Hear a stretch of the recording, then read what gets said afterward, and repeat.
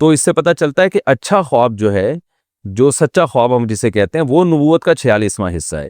اور نبی صلی اللہ علیہ وسلم نے یہ بھی فرمایا کہ قرب قیامت میں مومن کا خواب سچے ہوں گے۔ تو نبوت کا 46واں حصہ ہے، اس کی بہت ساری تفسیریں کی گئی ہیں۔ جو مجھے زیادہ اچھی تفسیر لگتی ہے وہ یہ لگتی ہے کہ کیونکہ نبوت کا جو 100% نبوت ہے وہ تو جبریل وحی لے کر آتے ہیں، وہ 100% پکی چیز ہے۔ اور خواب نبوت کا 46واں حصہ کا مطلب یہ کہ اس وحی کو اگر آپ 46 حصے میں ڈیوائیڈ کریں تو، کیونکہ خواب بھی من جانب اللہ ہوتا ہے، کبھی شیطان کی طرف سے بھی ہوتا ہے تو اللہ کی طرف سے بھی ہوتا ہے، یعنی اس میں دنیا کے ظاہری اسباب کا دخل نہیں ہوتا۔ وہاں جو آپ کو نیوز مل رہی ہوتی ہیں وہ کوئی محکمہ موسمیات والوں نے یا کسی نیوز چینل نے نہیں بتائی ہوتی، اس کا ظاہری سبب نہیں ہوتا، وہ ڈائریکٹ اللہ کی طرف سے یا شیطان کی طرف سے۔ تو اس میں چونکہ اللہ کی طرف سے ہونے کا بھی امکان ہے، تو وہی کو اگر آپ 46 حصوں میں ڈیوائیڈ کریں تو ایک حصہ صداقت خواب میں ہوتی ہے۔ ہر خواب میں اس کا امکان ہوتا ہے کہ یہ من جانب اللہ ہو، لیکن اتنا ہی امکان ہوتا ہے، اور بعض دفعہ وہ سچا نکل آتا ہے۔ تو اس لیے اس کو بالکل خواب کو کالعدم کرنا بھی ٹھیک نہیں ہے، لیکن 100% اس پہ اعتماد کرنا بھی ٹھیک نہیں ہے، کیونکہ عین وہی نہیں ہے بلکہ وہی کا 46واں حصہ ہے۔ تو اس میں دو انتہاؤں کا لوگ شکار ہیں۔ کچھ لوگ تو جو لبرلز ہیں وہ تو خوابوں کو لفٹ ہی نہیں کراتے، کہتے ہیں جیسا مرضی اچھا خواب آ جائے، ایسے ہی بس خیالات ہیں۔ اور کچھ خوابوں کو حد سے زیادہ بڑھا دیتے ہیں، جیسے ہمارے روحانی ٹوپی ڈرامے جو چل رہے ہیں آج کل، اور خواب سینٹر کھولے ہوئے ہیں، خوابوں کی تعبیر سینٹر کھلی ہوئی ہیں، اور جو بھی فون آ رہے ہیں ان کو خوابوں کی تعبیریں بتا رہے ہیں۔ یہ وہ لوگ ہیں جنہوں نے خوابوں کو ان کی حیثیت سے زیادہ بڑھا دیا ہے۔ تو ہمیشہ سچے خواب نہیں آتے، اکثر تو آپ کے دن بھر جو کام ہوتے ہیں وہ خواب میں آ رہے ہوتے ہیں آپ کو۔ تو ڈرانے خواب اس لیے آتے ہیں، رات کو پیٹ خراب ہوتا ہے، اس میں گیس ہوتی ہے، آپ جب دن میں پریشان ہوتے ہیں تو خواب بھی ویسے ہی آئیں گے آپ کو۔ بہوؤں کو سانسیں چڑیلوں کی شکل میں نظر آ رہی ہوتی ہیں خواب میں، وہ کوئی تعبیر نہیں ہوتی، اس لیے کہ وہ دن میں جس کو چڑیل سمجھتی ہیں خواب میں وہ چڑیل کی صورت میں آ جاتی ہے۔ تو یہ سب چیزیں تو ہمارے یعنی یہ دن بھر کے جو اسباب اور اثرات ہیں نا ماحول کے، وہ ہم رات کو ہمارے دماغ پہ اس کے اثر پڑ رہا ہوتا ہے۔ تو اس طرح کے خوابوں کو لفٹ نہیں کرانی چاہیے۔ اکثر شادی شدہ خواتین کو جٹھانی سانپ کی شکل میں آ رہی ہوتی ہے، تو بلا وجہ اس کی تعبیریں پوچھ رہی ہیں۔ بھائی وہ سانپ اس لیے کہ وہ آپ کی جٹھانی ہے، وہ اگر آپ کی بہن ہوتی تو نہیں آتی سانپ کی شکل میں، پھر وہ خوبصورت فرشتے کی شکل میں آ رہی ہوتی۔ تو اس لیے ان چیزوں کو زیادہ لفٹ نہ کرائیں۔ لیکن بعض دفعہ واقعی خواب سچا بھی ہو جاتا ہے، اس کی تعبیر بھی ہوتی ہے، اور اس کی ایک بڑی علامت یہ ہے کہ انسان کو خود احساس ہوتا ہے یہ سچا خواب ہے، یہ کوئی معمول سے ہٹ کر کوئی بات ہے اور اس میں مجھے اللہ کی طرف سے کوئی گائیڈنس ملی ہے۔ تو اس میں پھر یہ ہے کہ اس میں چند شرطوں کے ساتھ اس پر عمل کیا جائے گا۔ اس کو پہلی بات شریعت کے خلاف نہ ہو، نبی صلی اللہ علیہ وسلم کی احادیث سے جو چیز ثابت ہے، فقہ سے جو چیز ثابت ہے، خواب اگر اس کے اگینسٹ ہے تو خواب کو رد کر دیا جائے گا، اور فقہا نے جو دین بیان کیا اس کو لیا جائے گا۔ کوئی کسی عمل کی فضیلت خواب سے ثابت نہیں ہوتی، کسی عمل کا مستحب ہونا بھی خواب سے ثابت نہیں ہوتا کہ آپ کو خواب میں آ کے یہ کس فرشتے نے کہہ دیا کہ جو ہے نا آپ تہجد کے وقت 8 رکعتیں پڑھیں تو یہ ثواب ملے گا، تو 8 رکعتوں کا الگ سے کوئی ثواب نہیں ہے، جو تہجد کی ہیں وہی ہیں۔ یا کسی کو آ کے بتا دیا کہ یہ والی تسبیح پڑھو گے تو یہ ثواب ملے گا، تو ثواب ملنا نہ ملنا یہ شرعی معاملہ ہے، یہ قرآن و سنت سے پتہ چلے گا، اس کو خوابوں سے کوئی تعلق نہیں ہے۔ آپ کو آ کے بتا دیا کہ فلاں مولانا صاحب ہے ان سے مسئلہ پوچھا کرو، وہ بالکل صحیح ہیں، تو آپ ان مولانا کی تحقیق کر لیں۔ اگر علماء کو ان پر مولانا پر اعتماد نہیں ہے تو پھر آپ خواب کی بیس پر ان پہ اعتماد نہیں کر سکتے، کیونکہ قرآن کیا کہہ رہا ہے، فَاسْأَلُوا أَهْلَ الذِّكْرِ إِن كُنتُمْ لَا تَعْلَمُونَ، علماء سے پوچھو۔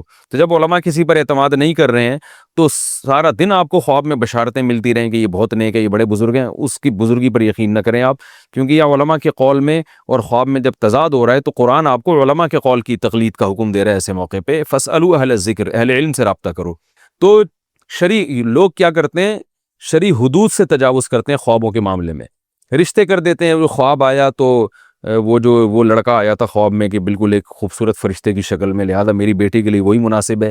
اب گراؤنڈ ریئلٹی کہہ رہی ہے وہ بندہ ٹھیک نہیں ہے، جب آپ نے تحقیقات کروائیں تو پتہ چلا کہ وہ ٹھیک نہیں ہے۔ تو حدیث بھی یہی کہہ رہی ہے، اذا خطب الیکم من ترضون دینہ وخلقہ فزوجوہ، جب کوئی ایسا شخص نکاح کا پیغام بھیجے جو دین اور اخلاق سے تم مطمئن ہو تو نکاح کرو۔ تو مفہوم سے یہی پتہ چل رہا ہے کہ اگر ایسا الٹا سیدھا آڑا ترشا آدمی آ رہا ہے تو نکاح مت کرو۔ اب خواب میں روزانہ وہ فرشتے کی شکل میں بھی آ رہا ہو، لیکن حدیث ہمیں کہہ رہی ہے کہ اخلاق اور دین دیکھنا ہے آپ نے۔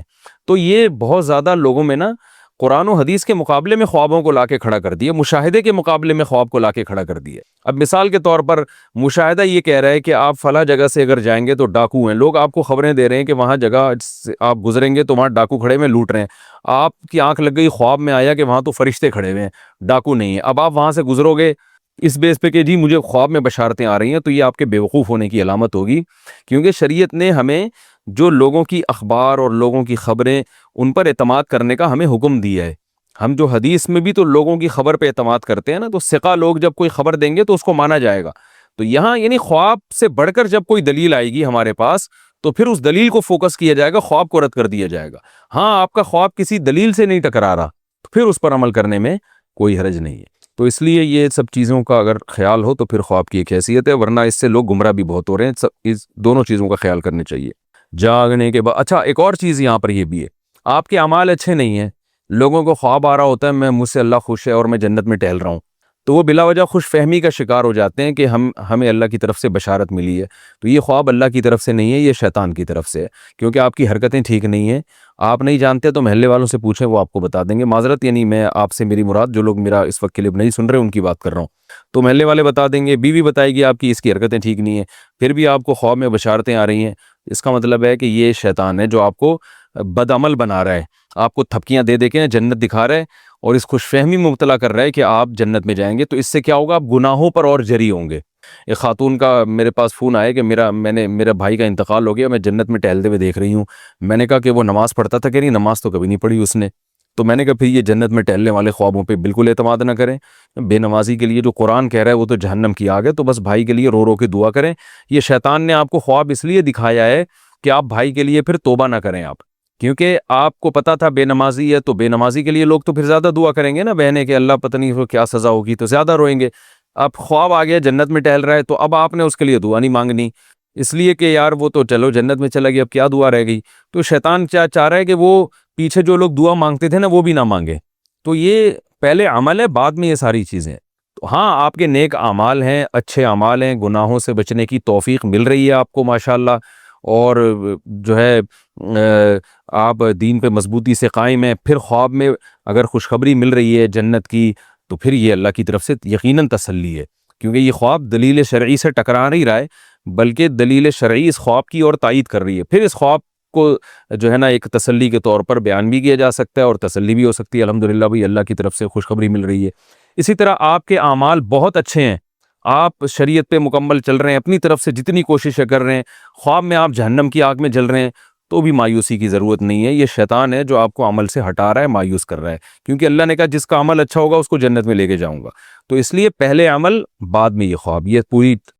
تو بعض خواب ایسے ہوتے ہیں نا، انسان کی چھٹی حس کہہ رہی ہوتی ہے کہ یہ جھوٹا خواب نہیں ہے، تو خواب اس کو آیا، اس کو لگا کہ چھٹی حس نے کہا یار یہ بڑا عجیب خواب ہے۔ اس نے کیا کیا، اپنے سارے درباریوں کو جمع کیا اور کہا انی ارا سبع بقرات سمان، میں نے دیکھا 7 موٹی موٹی گائیں، یاکلوہن سبع عجاف، انہیں 7 دبلی دبلی گائیں کھا رہی ہیں، وسبع سنبلات خضر، اور 7 ہرے خوشے جو گندم کے نہیں ہوتے ان کو 7 سوکھے خوشے کھا کے ختم کر رہے ہیں۔ یا ایھا الملأ افتونی فی رؤیایا، اے میرے درباریوں، بڑے لوگوں، میرے اس خواب کی تعبیر بتاؤ اگر تم تعبیر بتا سکتے ہو۔ انسان کی عادت ہے جو چیز نہیں آتی نا، کم بخت کبھی منہ سے یہ نہیں پھوٹے گا کہ مجھے نہیں پتا۔ یہ بہت پڑھے لکھے ہونے کی علامت ہوتی ہے کہ آپ کو جو بات نہیں آتی آپ کہتے ہیں سر مجھے معلوم نہیں۔ دنیا میں 100% چیزیں کسی کو بھی نہیں پتا ہوتی، لیکن بعض لوگوں کو شوق ہوتا ہے ہر فیلڈ میں ٹانگ اڑانے کا۔ حدیث کا علم بھی ان کے پاس ہے، فقہ کی علم بھی ان کے پاس ہے، میڈیکل سائنس بھی ان کے پاس ہے، انجینئرنگ کا علم بھی ان کے پاس ہے، جہاز اڑانا بھی یہ جانتے ہیں، سیاست پہ تبصرہ بھی یہ بہت اچھا کر سکتے ہیں، فوج سے بھی ان کے بڑے اچھے تعلقات ہیں، ایجنسی سے بھی ان کے بڑے اچھے تعلقات ہیں، اور بخاری کا بھی ان کو پتا ہے، مسلم کا بھی ان کو پتا ہے، تاریخ بھی ان کو پتا ہے، انہی کو سب کچھ پتا ہے، باقی دنیا میں سب گھاس کھا رہے ہیں۔ تو مارکیٹ میں یوٹیوب پہ اس قسم کی چیزیں ہول سیل کے حساب سے موجود ہے۔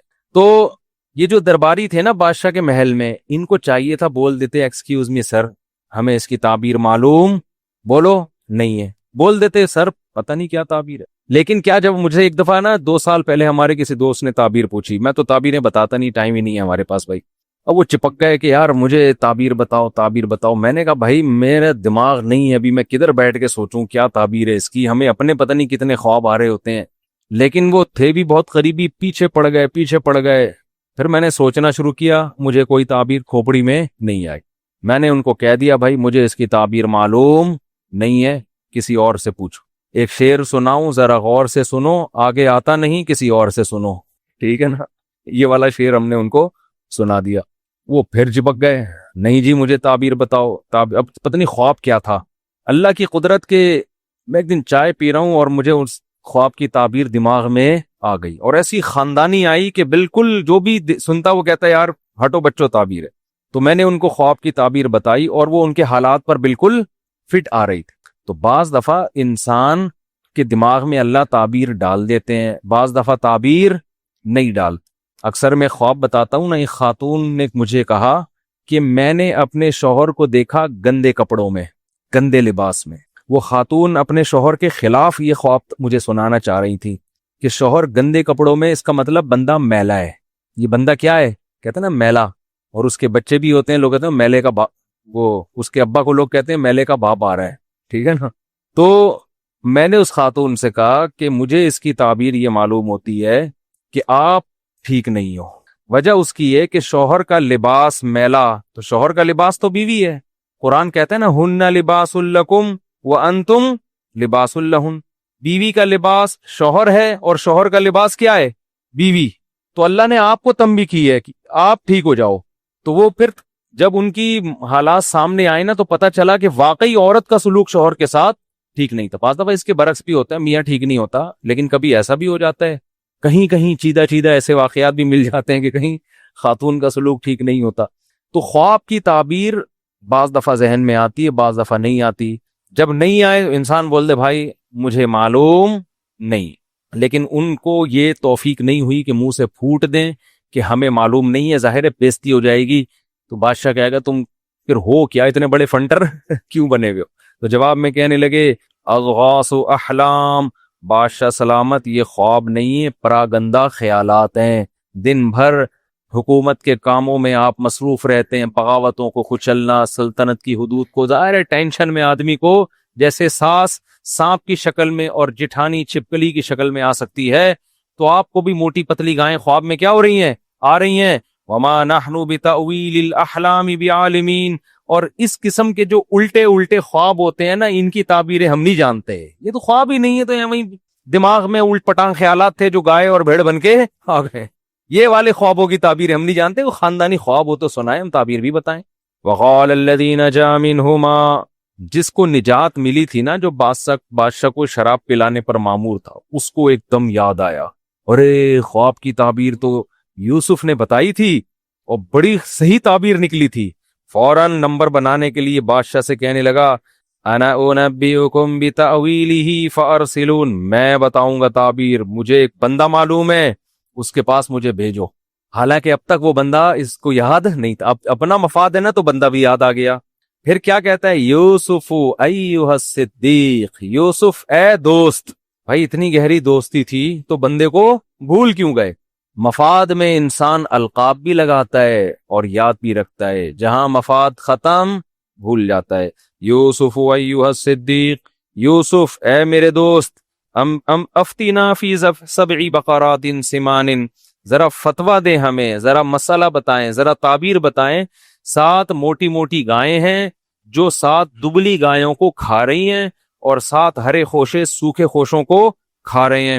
لعلی ارجع الی الناس, میں فوراً یہ تعبیر لے کے لوگوں کے پاس جاؤں گا, ان کو پتہ چل جائے گا. حضرت یوسف نے ایک لمحہ بھی توقف کیے بغیر فوراً تعبیر بتانا شروع کر دی. یہ معجزہ تھا ان کا. آج یوٹیوب پہ خوابوں کی تعبیروں کے نام پہ چینل بنے ہوئے ہیں, الو بنانے کے علاوہ کوئی کام نہیں کر رہے. خوب سمجھ لو. دیکھو جن دنیا میں جو بے روزگار ہوتا ہے نا, اس کو کوئی نہ کوئی ٹیکنیکل طریقہ چاہیے ہوتا ہے. جس آدمی کے پاس عزت کے صحیح راستے نہیں ہوتے تو کیا وہ بےزتی برداشت کر لے گا؟ تو وہ عزت کے دوسرے 2 نمبر راستے اختیار کر لیتا ہے. تو یوٹیوب پہ چینل بنا لیا, پھر پھینکتے رہتے ہیں وہاں بیٹھ کے. کبوتر نظر آیا تو یہ مطلب ہے, بلی نظر آئی تو یہ مطلب ہے, دودھ نظر آیا تو یہ مطلب ہے. پھینکتے رہتے ہیں, پھر لوگ ان سے رابطہ کرتے رہتے ہیں, یہ ادھر سے پھینک رہے ہیں ادھر سے لوگ. تو یہ آسان کام نہیں ہے. بعض دفعہ اللہ کسی کے دماغ میں ڈال دیتے ہیں, بعض دفعہ کرامت کے طور پہ کسی کو بتا دیتے ہیں, انبیاء کو معجزوں کے طور پہ بتا دیتے ہیں. تو یوسف علیہ السلام نے فرمایا تزرعون 7 سنین دأبا, بھئی اس کی تعبیر یہ ہے کہ تم لوگ 7 سال تک زراعت کرو گے اور خوب خوب پیداوار ہوگی. مصر میں 7 سال تک ہیں تمہارے پاس. فما حصدتم فذروه فی سنبلہ، جب کھیتی کاٹو تو وہ جو سنبل ہے نا، سنبل جو کیا کہتے ہیں اس کو، خوشے جس کو کہتے ہیں، گندم کو اس سے نہ نکالنا.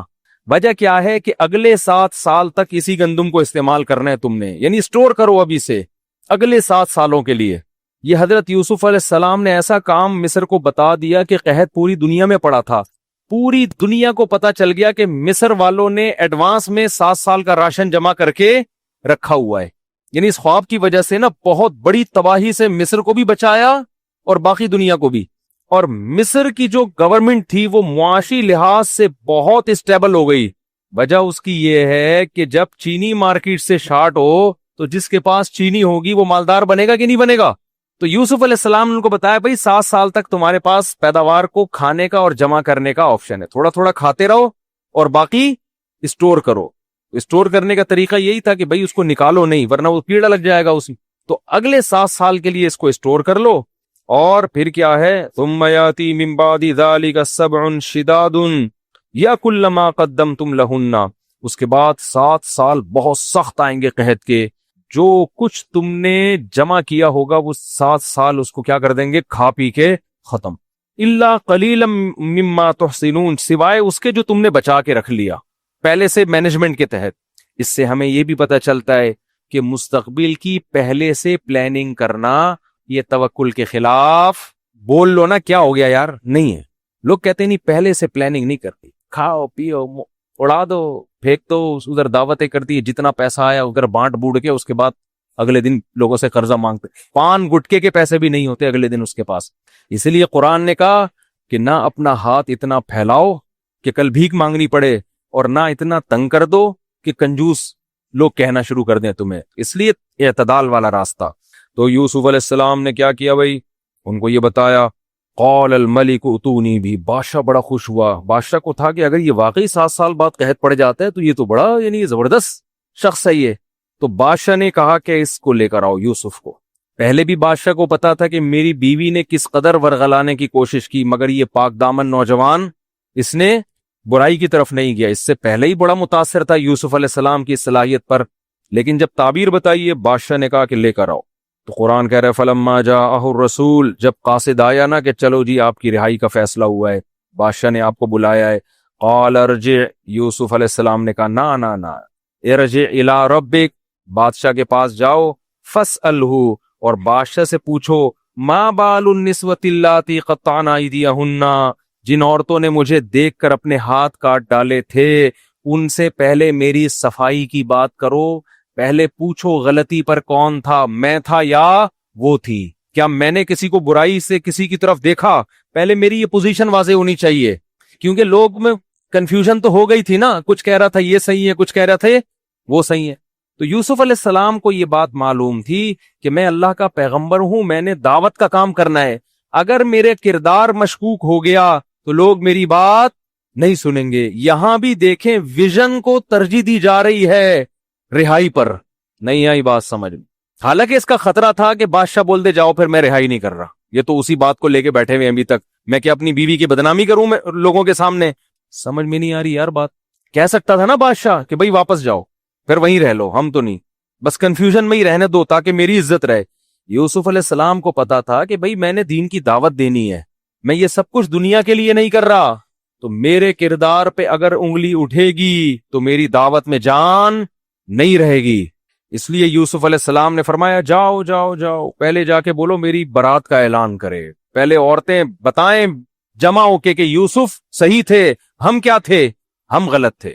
نبی صلی اللہ علیہ وسلم کی تواضع ہے. آپ نے فرمایا کہ صحیح حدیث ہے کہ یوسف کا صبر تھا.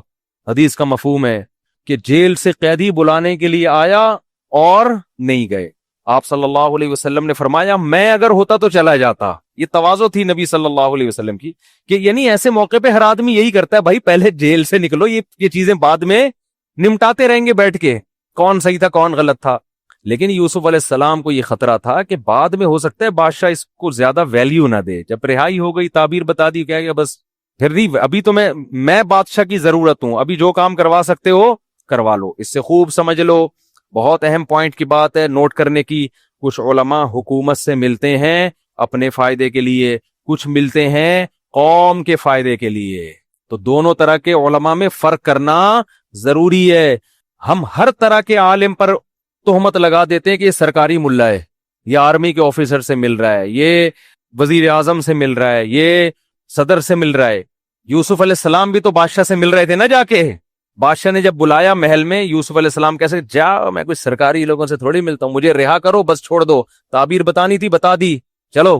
نہیں نہیں نہیں، یوسف علیہ السلام جانتے ہیں بادشاہ کے پاس رہ کے جو کام ہو سکتا ہے وہ گلی محلوں میں نہیں ہو سکتا، تو موقع ہاتھ سے جانے نہیں دینا چاہیے.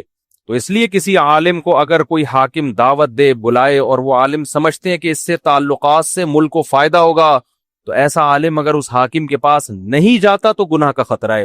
اور آج میڈیا پہ آپ کا جو لیڈر ہے وہ کتنے بڑے آدمی سے ملے اس کی تعویل کرتے ہیں، قوم کے وسیع تر مفاد میں حضرت نے حضرت سے ملاقات کی. لیکن آپ جس سے آپ کو دشمنی ہے وہ کسی چھوٹے افسر سے بھی ملے گا. ہم تو پہلے ہی کہتے تھے فوج کا پٹھو ہے، تمہارے والے جو مرضی کرتے رہے، نہ وہ فوج کے پٹھو، نہ وہ ایجنسیوں کے پٹھو، نہ وہ امریکہ کے غلام. اور تمہارے اگینسٹ اگر کوئی ہو تو وہ کسی سے بھی ملے اس پہ الزام. یہ مارکیٹ میں ہول سیل کے حساب سے چل رہا ہے. ہاں ایسے بھی لوگ ہیں جو واقعی سرکاری ملا ہیں، وہ گورنمنٹ سے ملتے ہیں اپنے فائدے کے لیے، لوگوں کے فائدے کے لیے نہیں. تو عام طور پہ فرق کیسے ہو سکتا ہے؟ دیکھو کون پیسے لے رہا ہے اور کون الٹا خرچ کر رہا ہے. ہم ایسے علماء کو جانتے ہیں جو افسروں سے ملتے ہیں ان کو ہدیے دیتے ہیں الٹا. وہ افسر بھی حیران ہوتے ہیں کہ یار یہ مولانا ہو کے ہم کو الٹا ہدیہ دے رہا ہے. وہ الٹا ان پہ خرچ کر رہے ہوتے ہیں. اور ایسے بھی ہوتے ہیں کہ وہاں سے چھپڑ میں لفافے لے رہے ہوتے ہیں. تو ہر طرح کی چیز مارکیٹ میں آپ کو ملے گی، سب کو ایک لاٹھی سے نہیں آنکنا چاہیے. تو یوسف علیہ السلام کیا کہہ رہے ہیں؟ اپنے لیے نہیں، لوگوں کے لیے، کہ میں جب دعوت دوں گا تو میری پوزیشن واضح ہونی چاہیے. کہنے لگے جاؤ اس کو جا کے بولو ما خطبکن اذ راوتن یوسف عن نفسی، عورتوں کو جمع کر کے پوچھو کہ اس میں غلطی پر کون تھا. بادشاہ نے جمع کیا سب عورتوں کو، بھئی ایک بیان ریکارڈ کرواؤ، ٹھیک ہے نا. یوسف آنے کے لیے تیار نہیں ہے جب تک صفائی بیان نہ ہو. ان عورتوں نے کہا الآن حس حس الحق. بادشاہ کی بیوی زلیخا نے کہا اب اللہ نے حق کو واضح کر دیا ہے. ہم کتنے الزام لگائیں دوسرے پر، لیکن اللہ نے اس نوجوان کی پوزیشن کو صاف کرنا تھا. اب حق واضح ہو چکا ہے، اب ہم دو نمبری کریں گے کوئی فائدہ نہیں ہے. انا راودتہ عن نفسی، میں نے اس کو برائی کی دعوت دی تھی. انہ لمن الصادقین، وہ سچ بول رہا ہے، اس نے میری طرف گناہ کا ارادہ نہیں کیا. یوسف علیہ السلام نے اب اتنی اپنی پوزیشن واضح کروائی ہے تو اس میں تکبر کا عنصر ہو سکتا تھا نا. نہیں یہی بات سمجھ بھائی. ایک آدمی بار بار کہہ رہا ہے میں ٹھیک ہوں، میں ٹھیک ہوں، میں بالکل صحیح ہوں، میں بالکل صحیح ہوں، تو ہم کہتے ہیں نا بھائی تو کیا ہو گیا یار، اگر تو غلط بھی ہے تو توبہ استغفار کر لے. اتنا کیوں اپنے آپ کو ثابت کر رہا ہے کہ میں ٹھیک ہوں، میں غلط ہو ہی نہیں سکتا؟ اس میں ایک قسم کا تکبر کا عنصر ہے نا. نہیں آ رہی سمجھ میں تو بتا دیں بھائی، ہے نا تھوڑا سا اپنی. جو بعض لوگ ہر موقع پہ اپنی کلیریفیکیشن جو ہے نا وہ اپنے بارے میں کرتے ہی رہتے ہیں، وضاحتی بیانات ہر 2 دن میں آتے رہیں گے، تو اس سے بھی لگتا ہے کہ اوور ہونے کی کوشش کر رہا ہے ایک آدمی. تو حضرت یوسف علیہ السلام پر یہ جو اتنی صفائی پیش کر رہے ہیں کہ جیل سے باہر نہیں نکلوں گا، پہلے یہ پتا چل جائے کہ ان میں غلط، میں صحیح ہوں، یہ میں غلط نہیں ہوں. تو حضرت یوسف اس کی وجہ بیان کر رہے ہیں. ذالک لیعلم انی لم اخلہ بالغیب، فرمایا کہ میں جو اپنے آپ کو اتنا صاف ستھرا ثابت کرنے کی کوشش کر رہا ہوں، شو مارنا یا ریاکاری کے لیے نہیں، بادشاہ کو پتا چل جائے کہ میں نے اس کی غیر موجودگی میں اس کے ساتھ خیانت نہیں کی ہے. ورنہ وہ کہہ سکتا ہے کہ میں نے اپنے محل میں رکھا اور معاذ اللہ میری ہی زوجہ پر نظریں ڈال کے بیٹھ گیا. یہ پوزیشن میری واضح ہونی چاہیے. وَأَنَّ اللَّهَ لَا يَهْدِي كَيْدَ الْخَائِنِينَ، اور میں یہ بھی بتانا چاہتا ہوں لوگوں کو کہ جو خیانت کرنے والے ہوتے ہیں اللہ ان کی رہنمائی نہیں کرتا. کیونکہ اگر میں مشکوک، مجھ پر الزام لگتے اور ترقی ملتی تو لوگ کہتے یار 2 نمبر ہو کے بھی بڑی ترقیاں مل سکتی ہیں. تو میں بتانا چاہتا ہوں کہ تقوی کے ساتھ جو کچھ ملتا ہے انجام متقیوں کا اچھا ہوتا ہے. لگے وما ابرئ نفسی، میں اپنے نفس کو بری نہیں کرتا کہ میرا نفس بڑا پاک دامن ہے، مجھ سے گناہ ہو ہی نہیں سکتا. نا ان النفس لامارۃ بالسوء، نفس کا تو کام ہی برائیوں کی دعوت دینا ہے. کتنی تواضع ہے، آپ دیکھو کتنی تواضع. اور آج ہم تھوڑی سی کوئی تعریف کر دے تو کیسا چوڑے میں آ جاتے ہیں. اپنی اپنی تعریف کی ویڈیو بنا بنا کے یوٹیوب پہ خود ہی ڈال رہے ہوتے ہیں، میں بہت اچھا ہوں، میں نے یہ کیا، میں نے یہ کیا، میں بہت اچھا. تو تواضع اللہ کو پسند ہے. یوسف علیہ السلام نے اپنی پاک دامنی بیان کی اور پھر کیا کہہ رہے ہیں، وما ابرئ نفسی. بھائی میں یہ نہیں کہہ رہا میں اچھا ہوں، انسان کی جو اندر کی میں ہے وہ تو برائی ہی کی دعوت دیتی ہے. الا ما رحم ربی، ہاں جس پر میرا رب رحم کر دے. تو یہ میرے رب نے مجھ پر رحم کیا تھا کہ مجھے برائی سے بچا لیا. گویا میں اچھا نہیں ہوں، اللہ اچھا ہے جس نے مجھے بچا لیا. سمجھ میں آ رہی ہے کہ نہیں آ رہی؟ آج ہمارے والد صاحب ایک بڑی اچھی بات کیا کرتے تھے کہ آج ایک آدمی اگر تھوڑا سا ذکر اذکار شروع کرتے نا، تھوڑا سا تہجد میں رونے کی توفیق مل جائے تو اس کو اپنے بارے میں یہ وہم ہونے لگتا ہے کہ امام مہدی میں ہی، کہ جو آخر وقت میں امام مہدی آئیں گے نا، شاید یہ کون ہے، چانسز ہیں کہ شاید میں ہی، کیونکہ اتنا نیک آج کل مارکیٹ میں ہوتا نہیں ہے. تہجد پڑھ کے رو رہا ہے، کبھی آنسو آ جائے نا تو انسان یہ سمجھ رکھتا ہے. اور ایسا ہوا بھی. ہمارے والد صاحب نے بتایا مسجد میں ایک بندہ بیٹھا رہتا تھا، صبح شام ذکر کرتا تھا. کہتے ہیں ایک دن میرے پاس آیا، میرے والد صاحب کا نام تھا مسعود صاحب. کہنے لگا حافظ مسعود صاحب ایک بات کرنی ہے آپ سے. میرے والد صاحب کہتے ہیں، میں نے کہا جی بتاؤ بیٹا. کہنے لگے چھپ کے نا چھاؤں میں لے جا کے کہنے لگا مجھے لگ رہا ہے کہ شاید امام مہدی میں ہی. تو والد صاحب کہتے ہیں میں نے اس سے کہا بیٹا یہ بات مجھے بتائیے، میرے علاوہ کسی اور کو نہیں بتا. کوئی بھروسہ نہیں ہے کوئی بندہ پیل کتنا چلا جائے. یہ تو میں اپنی طرف سے الفاظ استعمال کر رہا ہوں، کوئی مار مور نہ دے. کہہ رہے ہیں اس کو میں نے سیدھا کر لیا تو انسان کا بچہ بن گیا. ورنہ ہوتا کیا ہے، آدمی کہتا ہے چل تو امام مہدی اور میں تیرا اسسٹنٹ، ٹھیک ہے نا، مل کے دکان چلاتے ہیں. وقال الملک اتونی به استخلص لنفسی. جب بادشاہ نے یہ باتیں سنی ہے نا یوسف علیہ السلام کی، کہ پاک دامن بھی ہیں اور شو بھی نہیں مار رہے، یہ کہہ رہے ہیں کہ یہ میرا کمال نہیں ہے، کس کا کمال ہے؟ اللہ. حالانکہ ایسے موقع پہ تو انسان کتنا کوشش کرتا ہے نا آگے نکلنے کی. بادشاہ تھا ذہین آدمی. ذہین آدمی کیا کرتا ہے، تھوڑی دیر میں آبزرو کر لیتا ہے کہ اس آدمی کی شخصیت میں وزن کتنا ہے. بعض لوگ بہت بول رہے ہوتے ہیں میں یوں، آدمی کو اندازہ ہو جاتا ہے یہ باتوں کا پھینکو ہے اور کچھ بھی نہیں ہے. تو یہ جو لوگ کہتے ہیں نا کہ تقریر سے، بیان سے لوگ آبزرو کر لیتے ہیں کسی کی بات چیت سے، یہ حقیقت ہے. جن میں آبزرو کرنے کی صلاحیت ہوتی ہے نا، وہ بندے کو 10-15 منٹ میں جانچ لیتے ہیں کہ اس کا وزن کتنا ہے.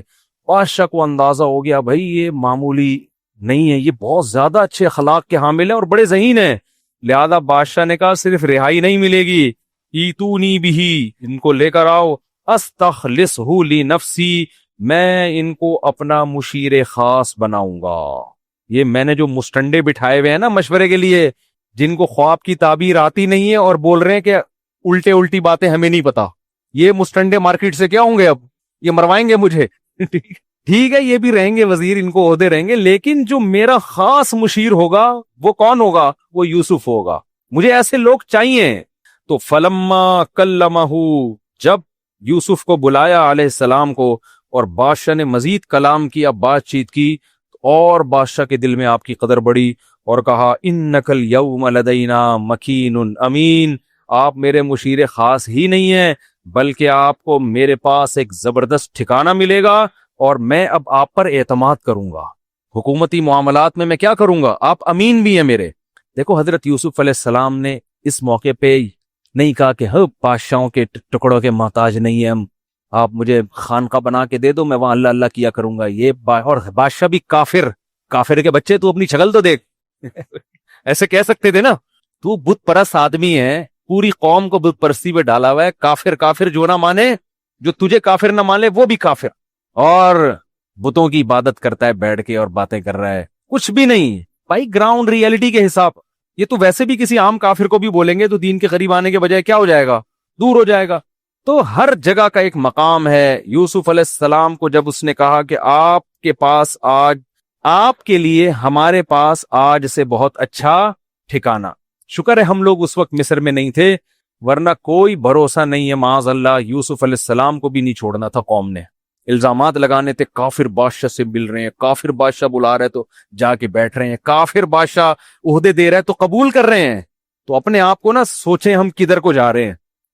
جب یوسف علیہ السلام نے دیکھا کہ بادشاہ سلامت بھی فارم میں آئے ہوئے ہیں بھائی، مسلسل تعریفوں پہ تعریفیں اور کہہ رہے ہیں آپ کا ہمارے پاس ٹھکانہ ہے، تو یوسف علیہ السلام نے خود سے وزارت کی پیشکش کی کہ بھئی تو جو مبہم باتیں کر رہے ہیں نا کہ آج سے مشیر خاص اور ٹھکانہ، تو میں آپ کو بتاتا ہوں مجھے عہدہ کیا چاہیے. یوسف علیہ السلام اصل میں جانتے تھے کہ فیوچر میں جب قحط پڑے گا تو آپ کو پتا ہے جب ملک کی معیشت ڈاؤن ہو، بارشیں بند، پیداوار زیرو ہو جائے تو سب سے زیادہ ویلیو وزیر معیشت کی ہوتی ہے. کیا خیال ہے بھائی؟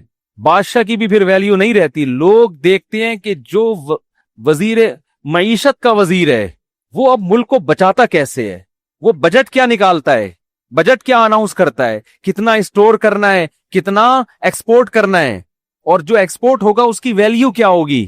تو یہ کام نالج اور علم کے بغیر یہ دیسی طریقے سے نہیں ہوتا کہ جناب آپ نے کہا کہ ہم یوں کریں گے کہ جی وہ قرضہ معاف کرانے کے لیے ہم کہیں گے یہ والا چندہ لے کے IMF کا قرضہ دیں گے، مزید سود مانگو گے تو غوری میزائل سے اڑا دیں گے ہم. بعض لوگوں کی یہ بھی رائے ہے، ان کا اپنا ایک نظریہ ہے. تو یہ دیسی طریقے سے نہیں ہوتا، اس کے لیے اکاؤنٹنٹ ہوتے ہیں، اکنامکس کے ماہرین ہوتے ہیں. یہ جو CA کرتے ہیں نا آج گورے CA کرواتے ہیں نا، چارٹرڈ اکاؤنٹنٹ، آپ کو پتا ہے کہ اکاؤنٹنگ کے علم کی بنیاد مسلمانوں نے رکھی ہے، بلکہ کچھ اصطلاحات بھی اکاؤنٹنگ میں وہی استعمال ہو رہی ہیں جو مسلمانوں کی تھیں، کیونکہ مسلمانوں نے 1920 میں جا کے خلافت عثمانیہ ختم ہوئی ہے. تو پوری پتہ نہیں کتنے کنٹری تھے، آپ ذرا گوگل پہ لکھیں کتنے ملک تھے جو خلافت عثمانیہ کے تحت تھے. تو اتنی بڑی دنیا کو سنبھالنا 700-800 بلکہ 1000 سال سے زیادہ عرصہ ہو چکا تھا. یہ دیسی طریقے سے ممکن نہیں ہے. تو بڑے بڑے سائنسدان تھے مسلمانوں کے پاس. تو یہ علم کی بنیاد مسلمانوں، اور اکاؤنٹنگ کے علم کی تو ویلیو قرآن سے بھی پتہ چلتی ہے. قرآن نے مالی معاملات کو لکھنے پڑھنے کا اور کیلکولیٹ کرنے کا حکم دیا ہے. تو یوسف علیہ السلام نے دیکھا کہ بھئی بادشاہ سلامت آئے ہوئے ہیں فارم میں اور مجھے عہدہ دینا چاہتے ہیں، تو خود پیشکش کی کہ آپ مجھے وزیر خزانہ بنا دیں. کیوں؟ انی حفیظ علیم. وزیر خزانہ میں 2 کوالٹی کا ہونا ضروری ہے. ایک تو یہ کہ اس کے پاس اکنامکس کا علم ہو، معیشت کا علم ہو. یہ گاڈ گفٹڈ علم اللہ نے مجھے دیا ہوا ہے معجزاتی طور پر. دوسری بات یہ کہ وزیر خزانہ ایماندار ہو. خزانے کو اس سے محفوظ کیسے کرے آدمی؟ ہمارے ہاں وزیر خزانہ سے جتنا خزانے کو خطرہ ہوتا ہے ڈاکوؤں سے اتنا خطرہ نہیں ہوتا. ٹھیک ہے نا؟ تو میں امین بھی ہوں، میں اس خزانے میں 1 روپے کی بھی خیانت نہیں کروں گا. قرآن کہتا ہے یوسف علیہ السلام کا ویژن تھا نا، دیکھو ہر فیصلہ کر رہے ہیں یہ نہیں اس لیے نہیں وزیر خزانہ بننے کی میری تنخواہ ہوگی پھر یہ گاڑیوں میں گھوموں گا. ان کو پتا ہے بھائی وزیر خزانہ بننے کے بعد ہی مصر کی حکومت میرے پاس آ سکتی ہے اور میں یہاں دعوت کا کام کر سکتا ہوں. آج بعض لوگ کیا کرتے ہیں، مدرسوں کی ضرورت اپنی جگہ، مسجدوں کی ضرورت اپنی جگہ، لیکن ہر دین کا کام مسجد اور مدرسے سے نہیں ہوتا. میں لوگوں سے کہتا ہوں مدرسے بھی ہیں، ان کی بھی کوشش کرو، ان کو مالی تعاون کرو، لیکن اب اسکولوں پہ محنت کرو. ہماری جو کریم تیار ہو رہی ہے، جو پیک کے اداروں میں لوگ جا رہے ہیں وہ مدرسوں سے نہیں بلکہ اسکول سے جا رہے ہیں. تو اب اسلامی اسکول کو زیادہ فوکس کرنے کی ضرورت ہے. ایسے اچھے اسکول بناؤ کہ تعلیم بہت معیاری ہو اور ماحول ان کا اسلامی ہو. وہاں سے جب بچے نکل کے جائیں تو اچھے اچھے عہدوں پہ جائیں، کیونکہ بہت سارے کام عہدوں سے ہوتے ہیں، ہر کام مولوی بننے سے نہیں ہوتا. مولویوں کی ضرورت اپنی جگہ ہے، لیکن ضرورت اچھے سائنسدانوں کی بھی ہے، اچھے فوجیوں کی بھی ہے، اچھے ججوں کی بھی ہے. اگر صرف مولویوں کے پاس ہی دین ہوگا تو آپ دیکھ لو نا، ادھر مولوی فتویٰ دے رہے ہیں کہ خلا کلعدم ہے، جج کیا کہہ رہے ہیں؟ خلا ہو گیا. لوگ سن کس کی رہے ہیں؟ ججوں کی سن رہے ہیں. اتنے کیسز ہر ہفتے عدالتی خلا کے وہ عورتیں خلا لے کے شادیاں کر رہی ہیں، وہ زنا ہو رہا ہے، وہ نکاح تھوڑی ہے. طلاق کا اختیار تو قرآن میں صاف طور پر ہے کہ جج کے پاس نہیں ہے، شوہر کے پاس ہے، مگر دے مار 4.5 ڈگریوں پہ ڈگریاں جا رہی ہیں خلا کی. تو اگر ججز جب تک دین کا علم رکھنے والے نہیں ہوں گے، اسمبلیوں میں لوگ دین کا علم رکھنے والے نہیں پہنچیں گے، اس وقت تک ملک میں صحیح معنوں میں تبدیلی نہیں ہو سکتی. تو جلدی سے چلتا ہوں میں آگے. یوسف علیہ السلام نے کہا مجھے آپ وزیر خزانہ بنا دیں. اس سے پتہ چلتا ہے کہ وزیر بننے کی کوشش کرنا، آرمی میں اچھا آفیسر بننے کی کوشش کرنا، کسی اچھے عہدے تک جانے کی کوشش کرنا، یہ دنیا پرست ہونے کی علامت نہیں ہے. ہاں ویژن آپ کا اچھا ہونا چاہیے. سمجھتے ہو گے نہیں سمجھتے؟ ہمارے یہاں دیکھ لو جو دین پہ چلتا ہے سب سے بڑا مکھنچو وہی ہوتا ہے، گھر میں پڑا رہتا ہے. ایک صاحب نے کہا کہ میں روزہ رکھ کے فجر کے بعد سوتا ہوں، ظہر میں اٹھ کے ظہر پڑھ کے پھر سو جاتا ہوں، عصر میں اٹھ کے عصر پڑھ کے پھر سو کے افطار کرتا ہوں، میرا روزہ تو نہیں خراب ہوگا. تو روزہ تو ہو گیا آپ کا، پھر بھوکے پیاسے تو رہ لیے آپ، لیکن یہ کوئی لائف سٹائل ہے یار؟ یہ کیا کرے گا بندہ دنیا میں بیٹھ؟ اچھا بھائی خیر، تو وَكَذَلِكَ مَكَّنَّا لِيُوسُفَ فِي الْأَرْضِ، قرآن کہتا ہے اس طرح ہم نے یوسف کو زمین میں ٹھکانہ دے دیا، يَتَبَوَّأُ مِنْهَا حَيْثُ يَشَاءُ، اور ایسی پاورفل حکومت آ گئی کہ مصر میں جہاں چاہے ٹھکانہ بنائیں، پورا مصر ان کے کنٹرول میں آ گیا۔ نُصِيبُ بِرَحْمَتِنَا مَن نَّشَاءُ، ہم جس کو چاہتے ہیں اپنی رحمت پہنچاتے ہیں۔ وَلَا نُضِيعُ أَجْرَ الْمُحْسِنِينَ، جو سب سے بہترین آیت کہ ہم اچھے عمل کرنے والوں کے اجر کو ضائع نہیں کرتے۔ کیا مطلب؟ آپ اچھا کر رہے ہو سکتا ہے ابھی آپ کے ساتھ خراب ہو، لیکن رزلٹ آپ کے حق میں ہوگا، سمجھتے ہو؟ وَلَأَجْرُ الْآخِرَةِ خَيْرٌ، اللہ فرماتے ہیں تو دنیا کا اجر ہے، آخرت کا اس سے بھی بہتر ہے۔ اب کیا ہوا کہ 7 سال گزر گئے اور مصر میں اور مصر کے قریب قریب کے علاقوں میں قحط پڑ گیا۔